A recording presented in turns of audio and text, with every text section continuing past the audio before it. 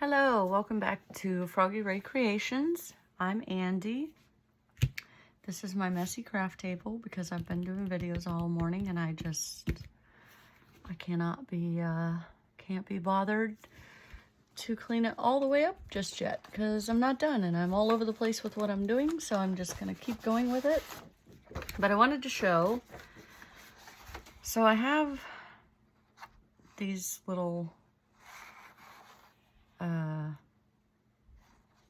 it's like a stack of these today's the day, make it happen, like whatever. I don't even know where I got it from, and it's almost over. Like the stack is almost empty, and I wish I knew where I got it because I want to order another one because they're very, very handy.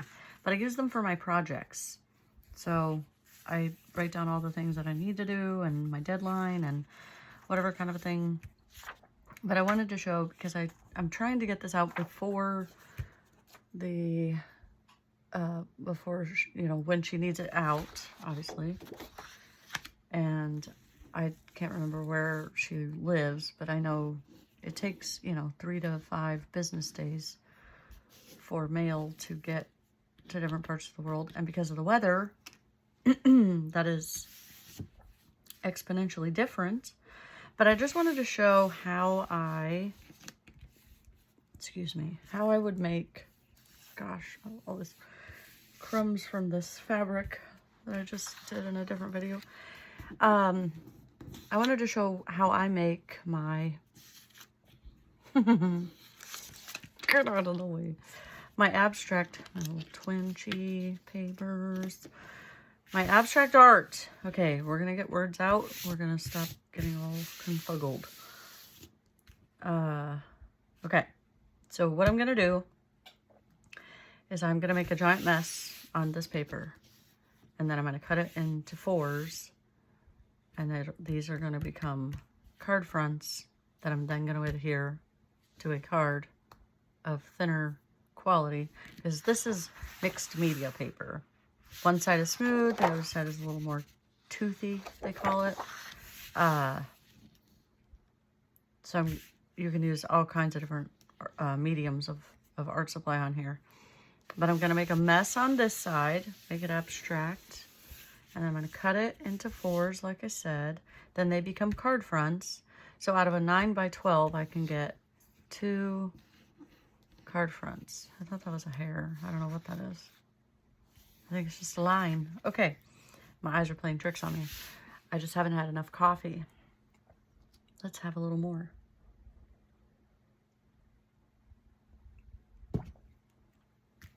I forgot to mention, sorry, Bob and his little Bob guy.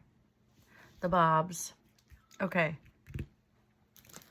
That's crinkling and annoying me. Okay, so what I'm gonna do, again, like I said, I'm gonna move some of this paper stuff out of the way because we don't want it to get damp with the water, because I'm a huge fan, if you're new to the channel, watercolor is my jam, and I have this really cool watercolor stuff that I should have gotten out before we did this, but I didn't, so you're welcome. You get to go on an adventure with me, because what else would it be if it wasn't an adventure with Andy? Soon you'll be able to have adventures with Bob. Yeah, that'll be fun. But that's to come. Anyway, okay. So I have these very glary paints. I like watercolor in general, but these granulating watercolors, if you look at them, they're just really pretty. I'm covering that because this was a gift from my husband, and the other one, well, they were both gifts from my husband, but he has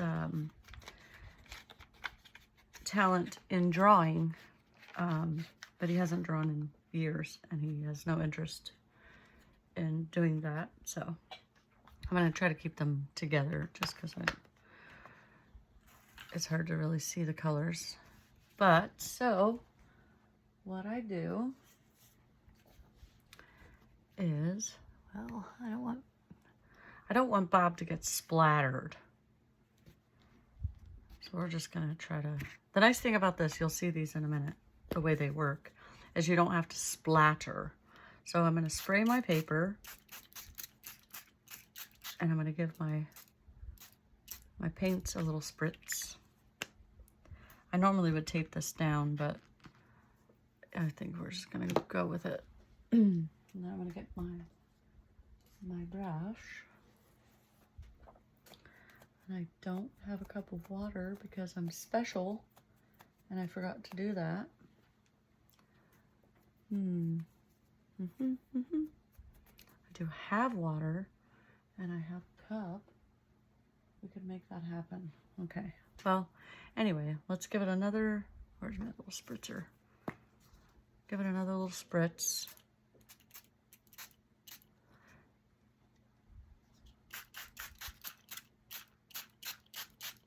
And you'll see what granulating watercolor does is the more water you add to it, the more that it like breaks down and it starts changing into those kind of other colors.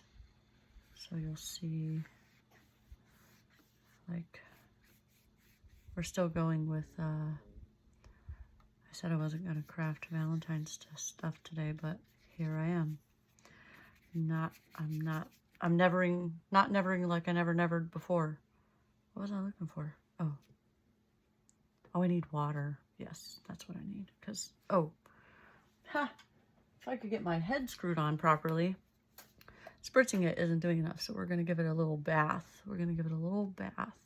Now, the thing about this too is that if you use it like that, you're going to have to let it dry because the Gansai Tambi, the binding agent inside of it, I don't know why I just said that like in a Spanish accent because it's not, it's Japanese.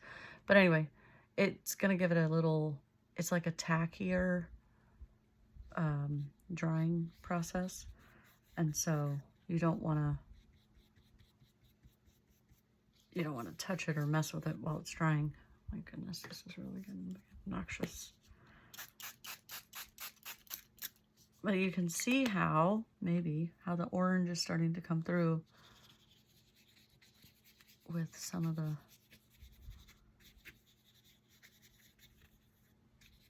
water being added back to it. I'm going to need a different setup here because this is getting, I need a different brush. This is not a good brush for this. This is my fan brush. This is what I used to do water droplets and things on top of it after, but all right, we're going to do a little something different. That's not a good brush either. Ugh, I just don't have brushes right next to me over here in my craft thing. Okay, we're going to do a little bit of that. And you see how it's starting to bloom, they call it? That's some of the cool effect. But what I'm trying to do is grab a generous portion. Okay, we're just going to do it. Just give me another second. My goodness.